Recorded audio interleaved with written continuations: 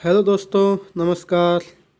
आपका स्वागत है आपका अपने चैनल ट्रिकी सॉल्यूशन पर। आज ट्रिकी सॉल्यूशन पर एक बहुत अच्छा और एग्ज़ाम के पॉइंट ऑफ व्यू से बहुत ही इम्पोर्टेंट टॉपिक लेकर आया हूँ, जो कि मुग़ल वंश से संबंधित है। और इसमें मुग़ल वंश के पहले ही यानी मुग़ल वंश के संस्थापक और मुग़ल वंश के पहले ही शासक के विषय में सिर्फ चर्चा करेंगे। यानी कि ये मुग़ल वंश से रिलेटेड पार्ट 1 वीडियो होगा आपका, और इसी तरह आगे आएगा।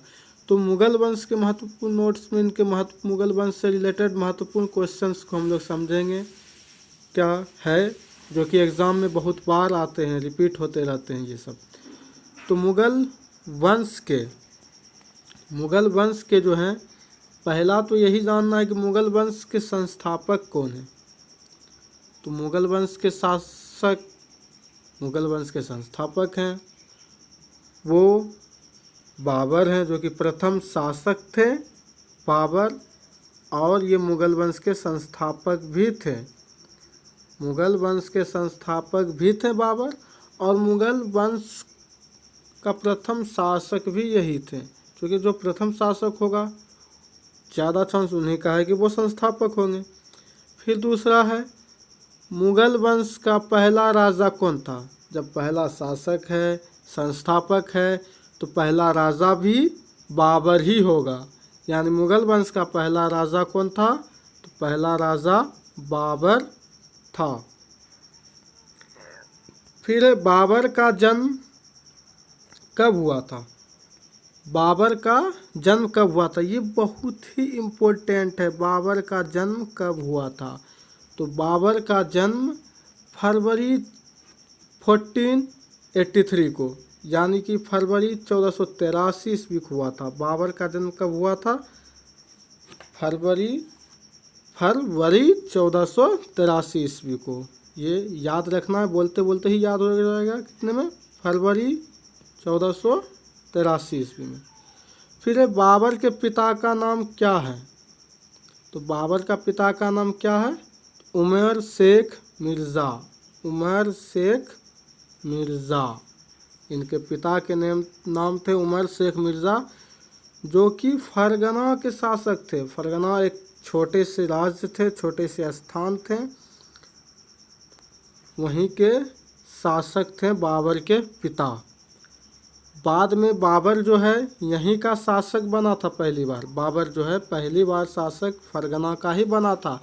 तब बाद में इन्होंने मुग़ल वंश का संस्थापन किया और उसका राजा बना, राजगद्दी पर बैठा, और बादशाह की उपाधि भी धारण की थी इन्होंने, ठीक। लेकिन इनके पिता जो थे उमर शेख, वो फरगना नामक जगह के शासक थे।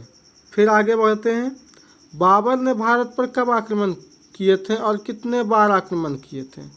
तो बाबर ने भारत पर आक्रमण किए थे 5 बार। कितने बार, 5 बार।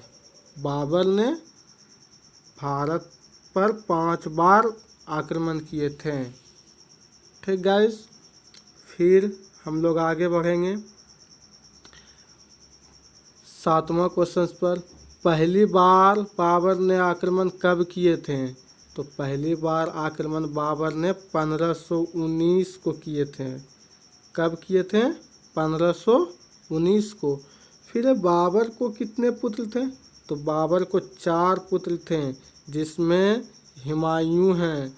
हुमायूं को ही इन्होंने, हुमायूं ही बाद में मुग़ल वंश के दूसरा राजा बने,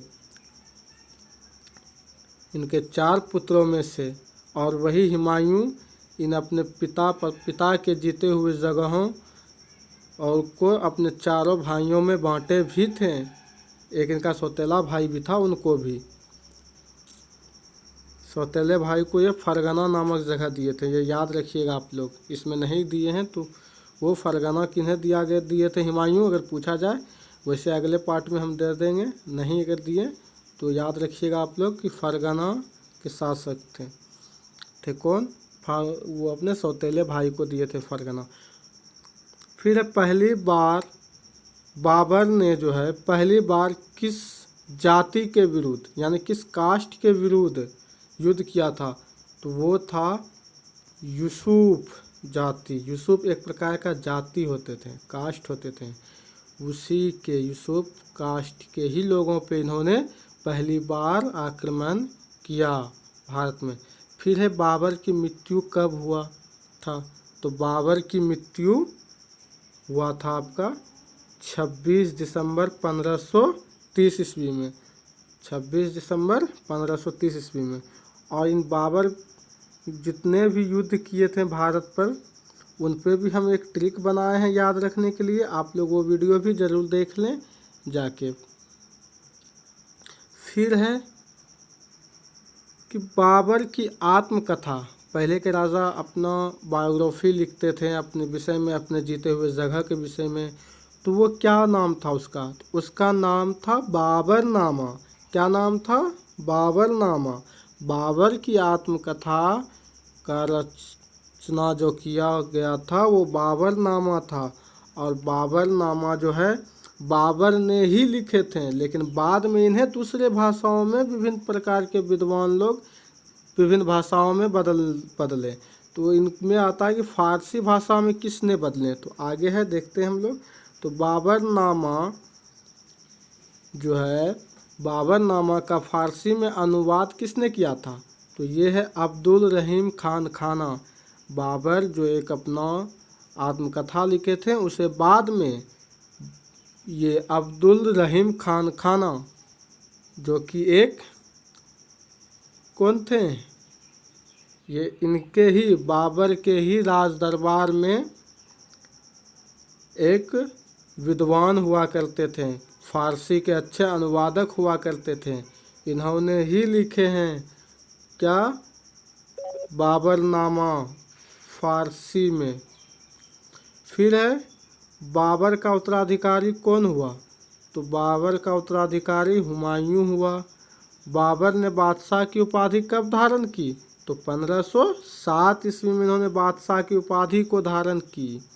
और बाबर का शासन काल कब से कब तक रहा, तो बाबर का शासनकाल 1526 से 1530 तक ही रहा, जिनमें कि इन्होंने कुछ प्रमुख युद्ध भी लड़े थे। इनके युद्ध का चर्चा हम एक वीडियो में ट्रिक के जरिए कर दिए हैं, आप लोग ज़रूर उन वीडियो को देखें और लाइक करें, सब्सक्राइब करें, शेयर भी करें, ताकि बहुत लोगों के पास पहुँचे, उनको भी मदद मिले, हेल्प मिले एग्ज़ाम की तैयारी में। फिर है बाबर जो है कितने दिनों तक शासन किए थे, कितने वर्षों तक, तो 6 वर्षों तक। ठीक गाइस, तो आई होप आप लोग को अच्छी तरह समझ में आया होगा, और अच्छी तरह से इसी तरह से और भी ट्रिकी कॉन्सेप्ट और एक अच्छे से नोट्स के ज़रिए आप लोगों को प्रोवाइड करेंगे, चाहे वो हिस्ट्री हो, ज्योग्राफी हो साइंस हो, इम्पोर्टेंट्स नोट्स वगैरह। तो इनको प्राप्त करने के लिए आप हमारे साथ जुड़े रहें, हमारे चैनल्स ट्रिकी सॉल्यूशन को सब्सक्राइब करें, लाइक करें और वीडियो को शेयर करें। धन्यवाद।